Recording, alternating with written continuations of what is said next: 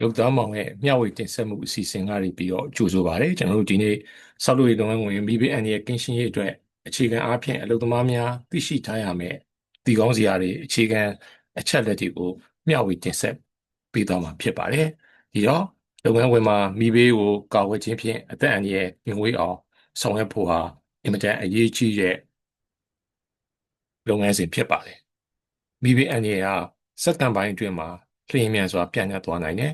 မိလောင်မှုဟာအသက်အန္တရာယ်နဲ့ပစ္စည်းဥစ္စာဆုံးရှုံးမှုတွေကိုအများကြီးဖြစ်စေနိုင်တဲ့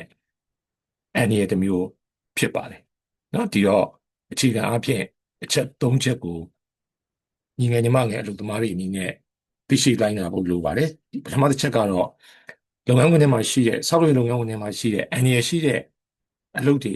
အထူးသဖြင့်မိဘအန္တရာယ်ရှိတဲ့အလုပ်တွေကိုသိရှိဖို့လိုပါတယ်။ဒါကတော့ဂရေးဆက်ခြင်းတရားစစ်ပစ္စည်းများသုံးစွဲခြင်းစတဲ့ဒီအလုပ်တွေဟာမိဘအန္တရာယ်အချိန်မရွေးရှိနိုင်တဲ့အလုပ်တွေဖြစ်ပါတယ်။ဒါကိုသိဖို့လိုပါတယ်။ဒုတိယတစ်ချက်ကတော့မီးလောင်လွယ်တဲ့ပစ္စည်းတွေကိုအလေးထားဖို့လိုပါတယ်။လုပ်ငန်းဝင်အတွင်းမှာတူလောင်ထားတဲ့စီနဲ့တုပ်ဆေးလိုအပိုင်းတွေဟာ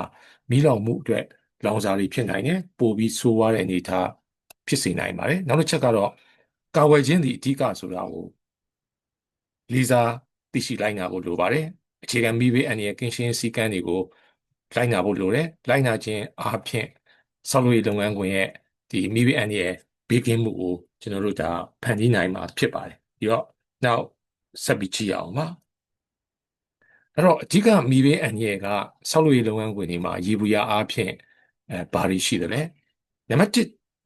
ညီငယ်ညီမငယ်အလုပ်သမားတွေသတိထားရမယ့်ချက်ကမီးပွားထွက်တဲ့အလုပ်တွေဖြစ်ပါတယ်။ဂရေဆော်ခြင်းလို့ကြောက်ဆက်တိုက်ခြင်းလို့အလုပ်တွေဟာဒါမီးပွားထွက်တဲ့အလုပ်တွေဖြစ်ပါတယ်။ဒီကနေလွင့်စင်ပေါ်ထွက်လာတဲ့မီးပွားကတစ်ဆင့်မီးလောင်ကျွမ်းမှုဖြစ်နိုင်တယ်။နောက်တစ်ခုကတော့မီးလောင်လွယ်တဲ့ပစ္စည်းတွေဖြစ်ပါတယ်။စီတို့လောင်စာတို့ gas တို့တုပ်ဆေးတို့အစရှိတဲ့ဒီအရာတွေကမီးလောင်နိုင်တယ်။မီးလောင်မှုကိုပြင်းထန်စေနိုင်တယ်။ဒီတော့ဒီပစ္စည်းတွေကိုသတိထားဖို့လိုပါတယ်။စောစောကမီးပွားထွက်တဲ့အပူရှိန်ပြင်းတဲ့အလုပ်တွေနဲ့ထိတွေ့မှုနည်းဖို့အတွက်သတိထားဖို့ရှောင်ရှားဖို့လိုပါတယ်နောက်တစ်ခုတော့လျှက်စစ်ပစ်ချက်တွေဖြစ်ပါတယ်နော်လိုအပ်တဲ့စွမ်းအားကို overload ပုံမသုံးစွဲတာမျိုးတွေနော်ဝါယာကြိုးပျက်စီးနေတာမျိုးတွေမကောင်းတဲ့ safe မဖြစ်တဲ့ဘေးမကင်းတဲ့ဝါယာကြိုးတွေနဲ့အသုံးပြုတာမျိုးတွေဟာဒါမိဘအန္တရာယ်ကိုဒါဖြစ်ပေါ်စေနိုင်ပါတယ်နောက်တစ်ခုတော့တန်ရှင်းအားနည်းခြင်းဖြစ်ပါတယ်နော်လုပ်ငန်းခွင်မှာဒီစက်ကူတို့တစ်သားတို့စရှိတဲ့အမိုက်သရိုက်တွေများပြားတယ်နော်တန်ရှင်းရေး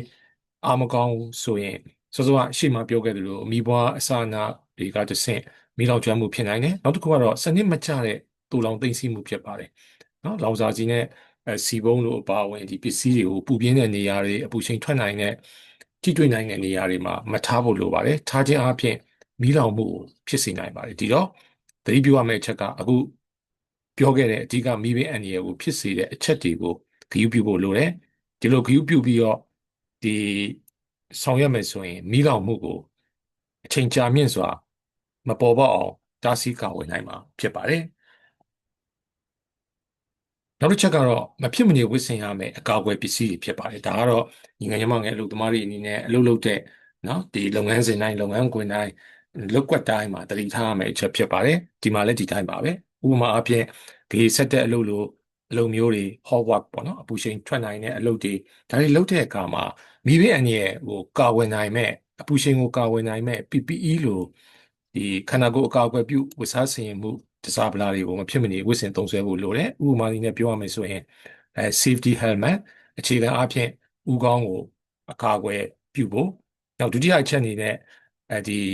လက်အိတ် fire resistant မီးကာပေါ့နော်အဲ့တော့အပူဒဏ်နဲ့မီးပွားဒဏ်ခံနိုင်တဲ့လက်အိတ်မျိုးတွေနောက်မျက်နှာကာနဲ့မျက်မှန်ဖြစ်ပါတယ်ဥပမာဂေးဆက်တဲ့ဆောက်လုပ်ရေးလုပ်ငန်းခွင်မှာနောက်အလုပ်လုပ်တဲ့အခါမှာဂေးစော်စင်မှာမီးပွားနဲ့ဒီအလင်းရောင်ဆူရှမှုအန္တရာယ်ကိုကာကွယ်နိုင်မှုအတွက်မျက်မှန်နဲ့ face shield ဒီမျက်နှာကာလိုအပိုင်းတွေကိုမဖြစ်မနေဝတ်ဆင်သုံးစွဲဖို့လိုတယ်နောက်တစ်ခုကတော့ဒီမီးဒဏ်နဲ့အပူချိန်ဒဏ်ကိုခံနိုင်ရည်ရှိတဲ့ဒီ fire clothing ဖြစ်ပါတယ်နော်မီးကဒီအင်ကြီးဖြစ်ပါတယ်အဲ့တော့ဂေးဆော်သူတွေအတွက်အထူးလိုအပ်ပါတယ်လိုအပ်ရင်ခြေကလက်ကလိုဒီဂေးချော်ရည်အပူ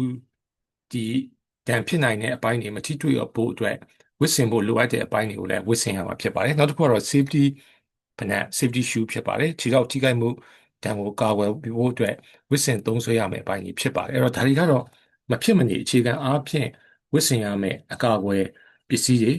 PPE တွေဖြစ်ပါတယ်ဒါကိုလည်းအလေးနဲ့အလေးထားဖို့လိုပါတယ်လိုက်နာဝတ်ဆင်ဖို့လိုပါတယ်ဒီတော့အကြမ်းများအဖြစ်ဆောက်လုပ်ရေးလုပ်ငန်းခွင်မှာမိဘအန္တရာယ်ကာကွယ်ရေးအတွက်ဆောင်ရမယ်လှုပ်ဆောင်ရမယ် dues တွေကပါတွေလေအဲ့တော့နံပါတ်1ကတော့မိသက်ဆေးဘူးဖြစ်ပါတယ်မိသက်ဆေးဘူးကိုအလွယ်တကူယူငင်သုံးစွဲနိုင်တဲ့အနေအထားနေရာမှာထားဖို့ဖြစ်ပါတယ်အမှတ်အသားထင်ရှားစွာပြထားဖို့လိုပါတယ်ဒါဟာအရေးကြီးတဲ့ချက်ဖြစ်ပါတယ်နော်အရေးကြီးတဲ့အချက်ဖြစ်ပါတယ်ဒါဒုတိယချက်ကတော့ hot work permit လို့ခေါ်တဲ့ဒီဂရေဆက်တာမျိုးလို့နော်အလုပ်တွေကိုလုပ်တဲ့အခါမှာအလုပ်လုပ်ခွင့်ပြုမိတ်အတည်ပြုချက်ဒါတွေရဖို့လိုပါတယ်ဒါကို hot work permit လို့ခေါ်ပါတယ်အဲ့တော့ဒီသူသဖြင့်နော်ဒီတကယ်လုပ်ငန်းကြီးတွေဆောက်လုပ်ရေး site တွေမှာဒါကမလွဲမသွေမြင်တွေ့ရမယ့်အပိုင်းတစ်ပိုင်းဖြစ်ပါတယ်နောက်တစ်ခုကတော့ပစ္စည်းတူလောင်မှုဖြစ်ပါတယ်မီးလောင်လွှဲတဲ့ပစ္စည်းတွေကိုရှေ့မှာပြောခဲ့သလိုပါပဲသတ်မှတ်ထားတဲ့ဘေးကင်းရာနေရာတွေမှာစနစ်တကျသိမ်းဆည်းဖို့လိုပါတယ်စနစ်တကျသိမ်းဆည်းမှုမရှိဘူးဆိုရင်ဒီပစ္စည်းရတဲ့ဆင်လဲမီးလောင်နိုင်တဲ့အန္တရာယ်မျိုးတွေဖြစ်လာနိုင်ပါတယ်နောက်တစ်ခုကတော့အရေးပေါ်ထွက်လမ်းတွေဖြစ်ပါတယ်နော်အဲ့တော့ဆောက်လုပ်ရေး site ထဲမှာလည်းဒီတိုင်းပါပဲအရေးပေါ်လမ်းကြောင်းတွေအရေးပေါ်တစ်ခုဖြစ်လာခဲ့ရင်ထွက်မဲ့လမ်းကြောင်းတွေကိုအမြဲတမ်းရှင်းလင်းထားဖို့လိုတယ်ဒီလိုရှင်းလင်းထားခြင်းဟာအရေးပေါ်အခြေအနေဖြစ်လာတဲ့အချိန်မှာအန္တရာယ်ကင်းစေသလိုပါပဲပုံမှန်အနေအထားတွေမှာလည်းကျွန်တော်တို့ဒါအထူးအဲပုံမှန်လှုပ်ဆောင်ဖို့လိုအပ်တဲ့အပိုင်းတစ်ပိုင်းဖြစ်ပါတယ်နောက်တစ်ခုကတော့သတင်းပို့ဖို့ဖြစ်ပါတယ်မီးအနေရရှိနိုင်တဲ့အပိုင်းတွေဥပမာမီးကြိုးတွေပေါက်ပြဲနေတဲ့အနေအထားမျိုးတွေကိုတွေ့တယ်ဆိုရင်ဒါချက်ချင်းသတင်းပို့ဖို့လိုပါတယ်စိုက်ကတာဝန်ရှိတဲ့ကြီးကြပ်ရေးမှုအင်ဂျင်နီယာဒါတွေကိုချက်ချင်းသတင်းပို့ဖို့လိုပါတယ်အဲ့တော့ဒါကတော့လှုပ်ဆောင်ရမယ့် dues တွေဖြစ်ပါတယ်နောက်တစ်ခုကတော့ရှောင်ရင်ဖြစ်ပါဒါတွေကတော့အထူးတလဲရှောင်ကျဉ်ရမယ့်အချက်တွေဖြစ်တယ်ဒါကတော့ဘာလဲဆိုတော့သတ်မှတ်ထားတဲ့တားမြစ်ထားတဲ့နေရာတွေမှာဆေးလိပ်မတောက်ဖို့ဖြစ်ပါတယ်နော်ဆေးလိပ်ကျွန်တော်တို့ဒါမတောက်ဖို့အရေးကြီးပါတယ်တားမြစ်ထားတဲ့နေရာတွေမှာဆေးလိပ်လုံးဝမတောက်ပါဘူးနောက်တစ်ခုကတော့လျှက်စစ်ပလက်ပေါက်တစ်ခုထဲမှာ overload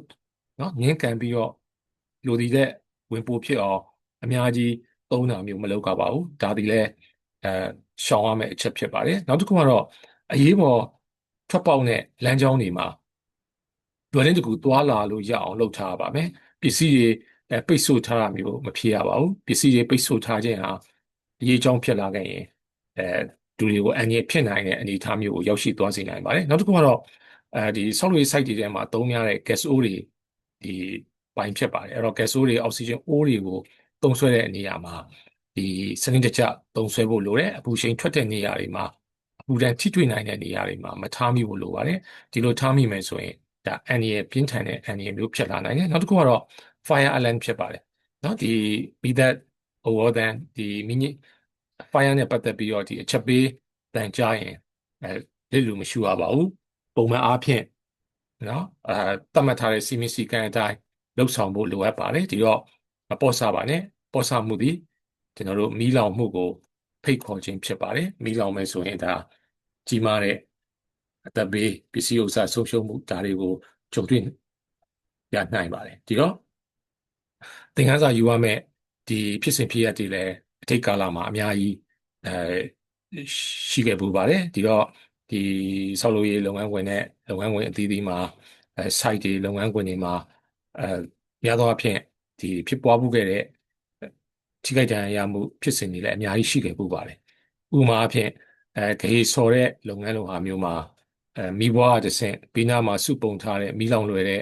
အရာတွေအမိုက်တွေပေါ်ကိုကျတယ်ကြာရတွေစပြီးမီးလောင်တယ်နော်ဆိုတော့မီးကကြီးလာတဲ့အချိန်မှာနော်ချက်ချင်းဆိုသလိုကူးဆက်သွားတဲ့အချိန်မှာလူထိခိုက်မှုနဲ့ဒီ site ရဲ့ဒ